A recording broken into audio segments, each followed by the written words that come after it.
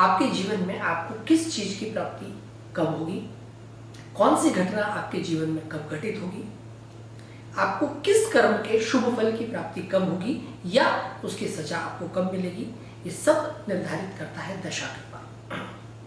आपकी दशाएं जिस हिसाब से चलती है उस हिसाब से आपके जीवन में घटनाएं घटित होती है और जो भी इवेंट्स आपकी लाइफ में होते हैं वो टाइम आउट होते हैं। जो भी ग्रह की दशा आपकी चल रही होती है आप उस ग्रह के प्रभाव में होते हैं, उसी प्रकार की आपकी सोच होती है, उसी प्रकार के आपके आसपास का वातावरण निर्मित होता है और उसी प्रकार के फलों की आपको प्राप्ति होती है जो वो ग्रह निर्धारित करता है।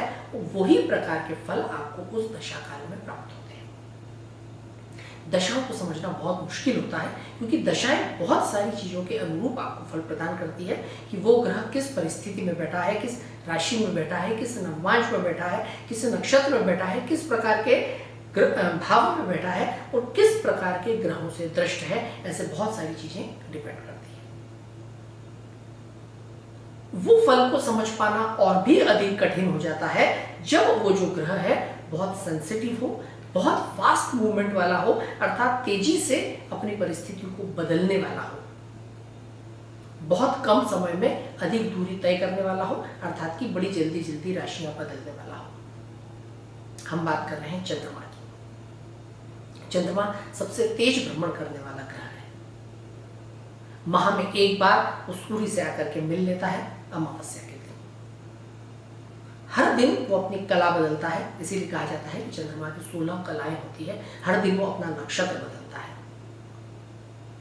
अमावस्या के दिन चंद्रमा जो है वो राहु की तरह आपको प्रभाव देता है, अर्थात अशुभ फल देने वाला चंद्रमा होता है। जैसे ही वो बढ़ना चालू करता है, आगे बढ़ता है पूर्णिमा की तरफ, तो उसका फल जो है सुंदर होता जाता है, ठीक होता जाता है। परंतु हम बात करें कि अगर पूर्णिमा के दिन के चंद्रमा की भी और उससे उम्मीद करें कि पूर्णतः शुभ फल देगा, तो ऐसा भी नहीं है क्योंकि उस दिन की तिथि का जो मुख्य ग्रह है वो भी राहु होता है। अमावस्या और पूर्णिमा ये दोनों ही तिथियां जो है उतार चढ़ाव लाने वाली तिथियां होती हैं और दोनों ही दिन दोनों का संबंध जो है ज्वार भाटा से होता है, अर्थात पृथ्वी पर स्थित जल में वो उथल पुथल मचाने का कार्य करती है और वही स्थिति कमोबेश आदमी के जीवन और मन मस्तिष्क में भी होती है, वही परिस्थितियां बनती है। तो चंद्रमा किस तिथि का है ये बहुत महत्वपूर्ण होता है। चंद्रमा किन ग्रहों के साथ है बहुत महत्वपूर्ण होता है। जैसे मैंने कहा कि चंद्रमा बहुत ही सेंसिटिव प्लैनेट है। जिस तरह से आपके आसपास कोई व्यक्ति अगर आकर के खड़ा हो या किसी प्रकार के वातावरण में आप जिस प्रकार के वातावरण में आप जाकर के बैठे उसी प्रकार की आपकी सोच बन जाती है। आप मुक्ति धाम पर किसी व्यक्ति को पहुंचाने जाएं तो देखें तो आपकी सोच थोड़ी देर के लिए जो है वहां के वातावरण से प्रभावित हो जाती है। जैसे ही आप किसी लग्जरी होटल में जाकर के बैठते हैं तो थोड़ी देर के लिए आप बहुत ही भोग विलास की बातों को सोचने लगते हैं। जिस प्रकार के समूह में जिस प्रकार के लोगों के बीच आप होते हैं परिस्थिति आपको वैसा सोचने पर मजबूर कर देती है। आपका स्वभाव आप कुछ देर में देखेंगे तो उन प्रकार के लोगों के अनुसार हो जाता है, आप वैसी भाषा में बात करने लगते हैं।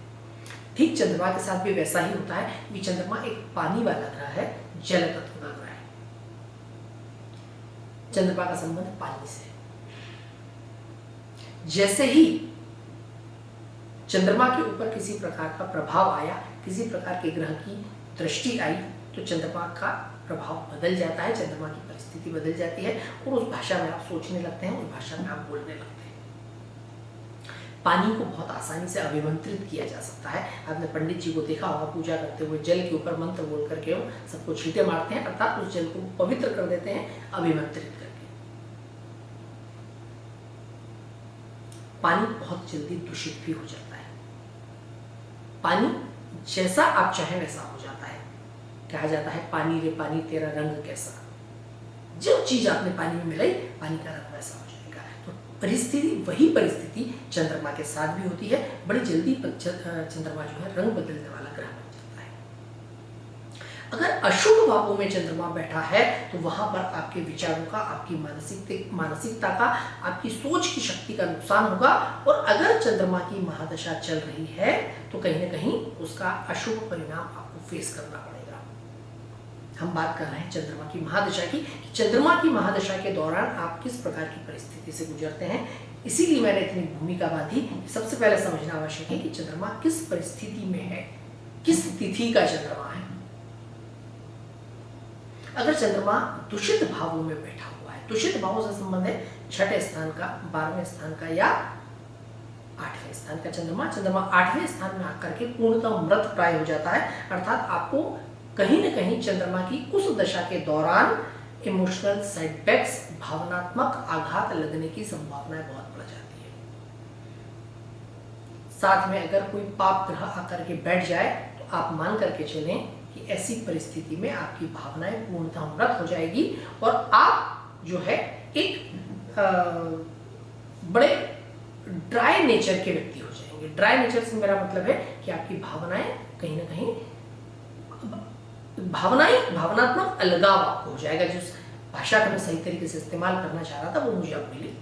आपको एक भावनात्मक अलगाव हो जाएगा, हर चीज से मटेरियलिस्टिक डिटैचमेंट हो जाएगा। अगर चंद्रमा बहुत ज्यादा खराब स्थिति में, वो अष्टम भाव में है, तो छठे स्थान का चंद्रमा भी कहीं ना कहीं आपको डिप्रेसिव टेंडेंसीज देता है। और साथ में अगर चंद्रमा दूषित हो, अर्थात खराब ग्रहों के साथ हो, चंद्रमा अमावस्या का हो या अमावस्या के आसपास की तिथि का हो, तो परिस्थितियां और भी ज्यादा विपरीत हो जाएगी आपके साथ। अर्थात आप पूरी तरह से डिप्रेसिव हो सकते हैं या मन से बहुत जल्दी टूट सकते हैं, बहुत जल्दी आप नकारात्मक हो सकते हैं। 12वें स्थान के चंद्रमा के साथ भी वही होगा, क्योंकि 12वां स्थान व्यय का भाव है और वहां अगर चंद्रमा बैठा है तो चंद्रमा की दशाओं में आपकी सोच का, आपके आइडियाज का, आपकी फिलॉसफी का, आपके इमोशंस का लॉस होगा, इमोशंस का व्यय होगा। आप जो भी करना चाहेंगे आपके आइडियाज लोग चुरा के ले जाएंगे। आप जो करना चाहेंगे कहीं ना कहीं उसमें आपको आघात पहुंचेगा। जो चीज की आप प्राप्ति करना चाहेंगे वो चीज आपको ठीक से नहीं मिल पाएगी। चंद्रमा का संबंध सीधे सीधे समृद्धि और प्रॉस्पेरिटी से भी है। चंद्रमा जितना अच्छी स्थिति में रहेगा उतने ज्यादा प्रॉस्पर आप रहेंगे।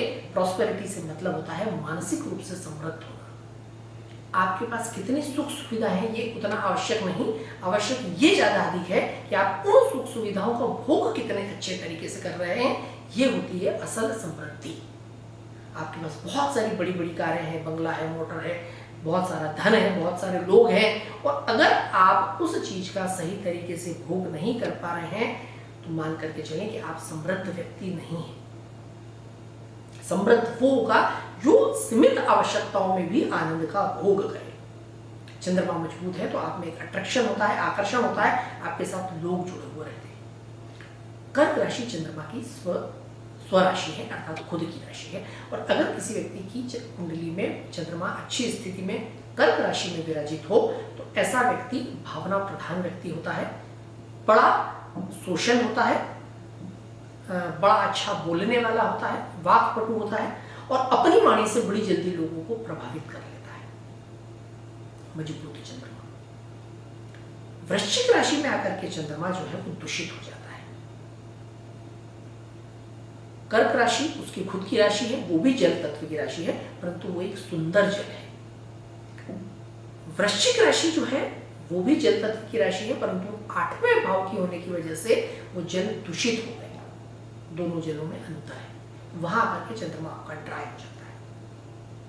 साथ में केतु जैसा ग्रह अगर आपका आकर के बैठ जाए तो पूरी तरह से वो आदमी के इमोशंस को समाप्त कर देता है। ऐसा व्यक्ति ड्राई नेचर वाला होता है। बड़े बड़े जो तानाशाह किस्म के लोग होते हैं, क्रूर किस्म के लोग होते हैं, ऐसे लोगों की कुंडली में आप इस प्रकार के योग देख सकते हैं। चंद्रमा का ड्राई होना, इमोशंस का ड्राई होना, तो उस दशा महादशा के दौरान उनका बिहेवियर भी इसी प्रकार का होता है, उनके निर्णय भी इस प्रकार के होते हैं। वो किसी भी व्यक्ति से जुड़ नहीं पाते।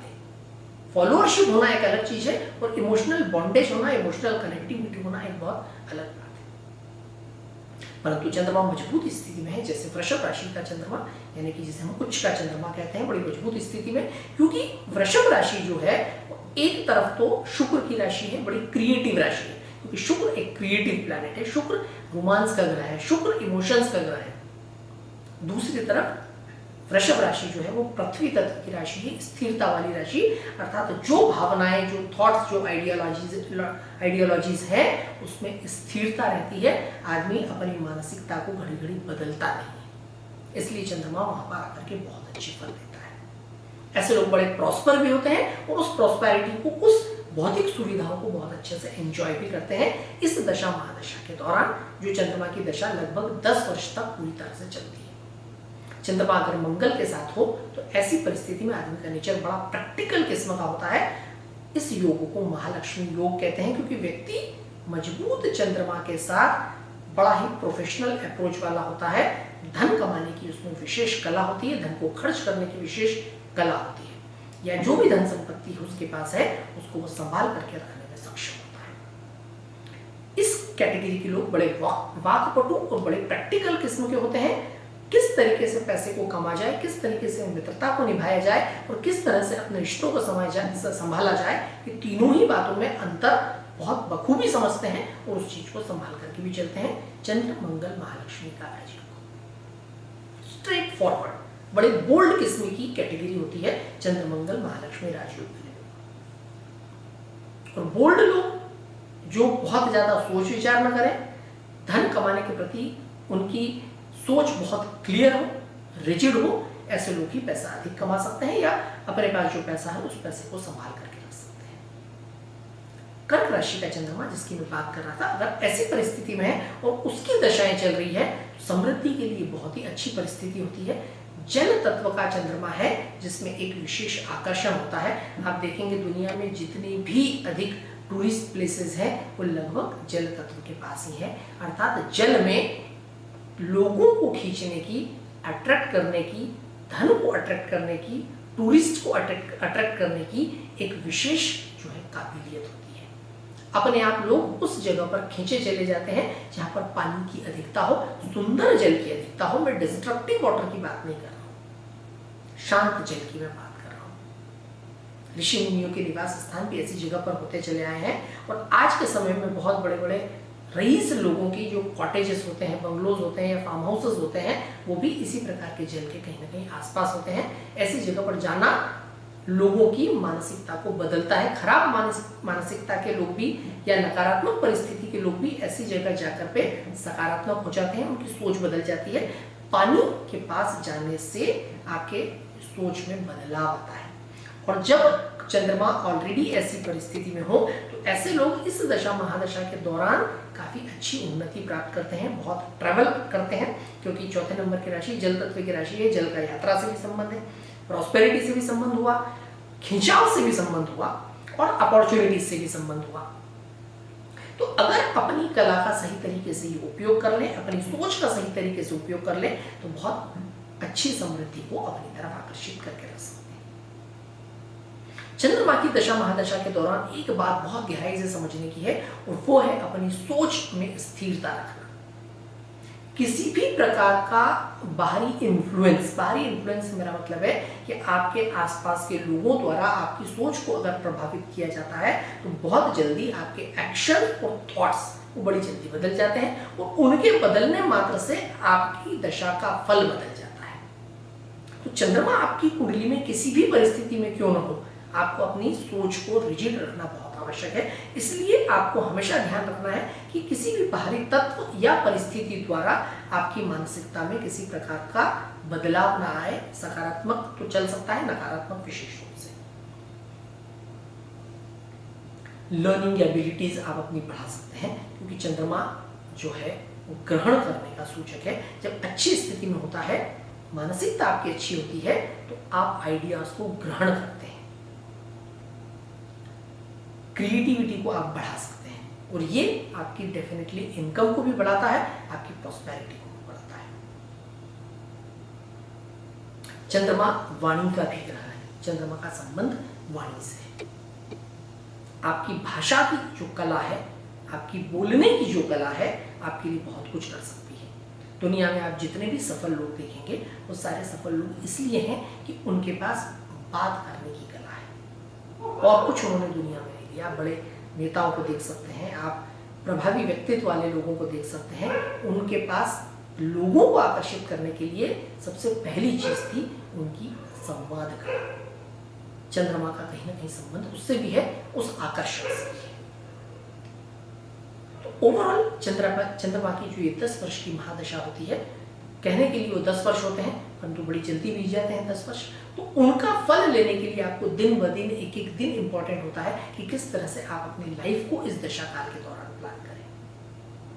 चंद्रमा अगर मजबूत स्थिति में है या नहीं है तो भी आप कई उपाय बहुत आसानी से अच्छे से कर सकते हैं। जैसे सबसे पहली चीज है अपनी लाइफस्टाइल और अपनी सोच अर्थात मानसिकता दोनों पर नियंत्रण रखना और इसको हमेशा सकारात्मक रखना। जितना अधिक आप सकारात्मक अपनी मानसिकता को रखेंगे उतनी ज्यादा अच्छे रिजल्ट्स आप प्राप्त कर पाएंगे, उतने ज्यादा लोग, उतने ज्यादा इवेंट्स, उतने ज्यादा अपॉर्चुनिटीज आपकी तरफ आकर्षित होंगी। चांदी जो है वो चंद्रमा की धातु है। चंद्रमा कमजोर हो या नहीं हो, दोनों ही परिस्थिति में संभव हो तो चांदी को धारण करना, चांदी के बर्तन में जल, दूध या भोजन ग्रहण करना आपके चंद्रमा को मजबूत करता है।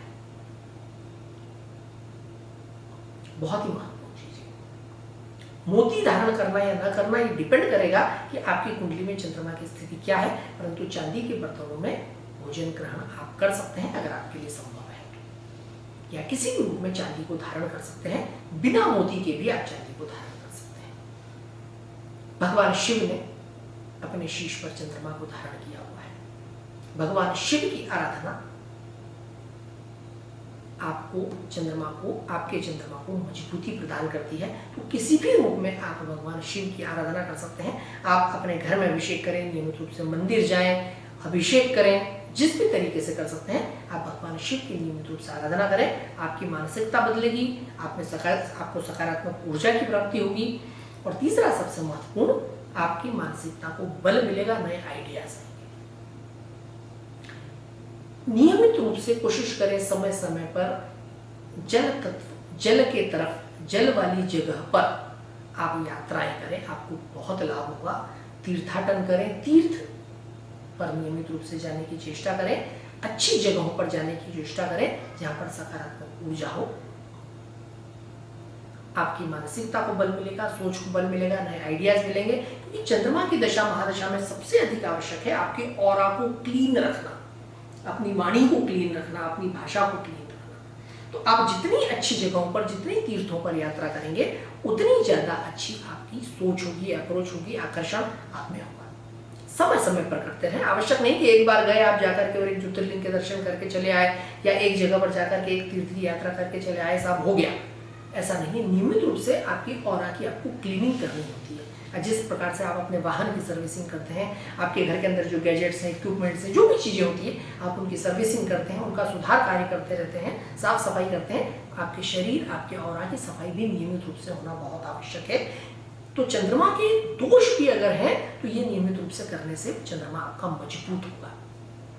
वास्तु के अनुरूप भी आपके घर का जो नॉर्थ फेस है, स्पेशली नॉर्थ वेस्ट वाला एरिया, वहां किसी प्रकार की गंदगी ना हो, वो एरिया दूषित ना हो, वहां पर खराब जल ना हो, और आपके घर में किसी प्रकार से भी प्लम्बिंग सिस्टम खराब ना हो, आपके घर के अंदर खराब जल इकट्ठा नहीं होता हो, प्लम्बिंग सिस्टम ठीक से काम कर रहा हो, इस बात का विशेष रूप से ध्यान करें। नॉर्थ, नॉर्थ वेस्ट और प्लम्बिंग सिस्टम तीनों बात पर विशेष ध्यान रखें। आपसे जुड़ी हुई बुजुर्ग महिलाएं, माता, बुआ, बहनें या और भी जो आपसे जुड़ी हैं, उनका आपको विशेष ख्याल रखना है, उनके आशीर्वाद आपको लेते रहना है। क्योंकि चंद्रमा किसी भी रूप में अगर दूषित है आपकी कुंडली में, चाहे चंद्र शनि योग है, चंद्र राहु योग है, या चंद्रमा अमावस्या का है, चंद्रमा अष्टम है, षष्टम है, या चंद्रमा 12वां है, तो ऐसी परिस्थिति में आपके परिवार की जो बुजुर्ग महिलाएं हैं उनका आशीर्वाद ही आपको चंद्रमा के दुष्परिणाम से बचा सकता है। क्योंकि चंद्रमा आपकी कुंडली में खराब है ही किसी प्रकार के मातृ श्राप की वजह से, it is a curse of mother. तो उनका भी आपको विशेष रूप से ध्यान रखना है, तभी आप चंद्रमा के शुभ फल चंद्रमा की दशा महादशा के दौरान प्राप्त कर पाएंगे। चंद्रमा का संबंध वाहन से भी है। अपने वाहन को साफ सुथरा रखें। तो कहीं ना कहीं चौथे स्थान का कारक ग्रह है। माँ आपके जीवन में अगर है तो उनका विशेष ख्याल रखें। कई बार ऐसा हो सकता है कि जनरेशन गैप की वजह से दोनों के विचार न मिलते हो, परंतु आपको अपने विचार मिला करके रखना है और उनकी सेवा आपको करनी है, उनका ध्यान आपको विशेष करके करना है। अगर माता जी का स्वास्थ्य ठीक नहीं है, उनके स्वास्थ्य का विशेष ध्यान रखें। अगर जीवन में उनका सुख आपको दुर्भाग्य से नहीं मिल रहा है तो अब बाहर मातृ तुल्य जो भी महिलाएं हैं उनकी नियमित रूप से सेवा करते रहें। अमावस्या के दिन विशेष रूप से जरूरतमंद महिलाओं को, विशेषकर बुजुर्ग महिलाओं को भोजन कराएं, वस्त्र दान कराएं। अगर किसी को आप आर्थिक रूप से मदद कर सकते हैं या चिकित्सा सुविधा में मदद कर सकते हैं, वो भी आप करने की कोशिश करें। तो किसी भी रूप में आपको जो है माँ का आशीर्वाद प्राप्त होता रहेगा। एक बहुत ही इंपॉर्टेंट टॉपिक है चंद्रमा की महादशा। इसको समझना बहुत गहरा है। इसका संबंध सीधा सीधा आपकी प्रॉस्पेरिटी, आपकी हैप्पीनेस और आपकी पॉजिटिविटी से होता है। एक वीडियो में बहुत लंबी बात इस पे कह पाना बहुत मुश्किल है। आगे हम चंद्रमा किस राशि और किस भाव में है तो महादशा का क्या फल होगा इस पर भी डेफिनेटली बात करेंगे, ताकि हम उसको बहुत अच्छे से डिस्क्राइब कर पाए। फिलहाल चंद्रमा की महादशा को यहीं एंड करते हैं, अगली महादशा पे फिर बात करेंगे। Thank you.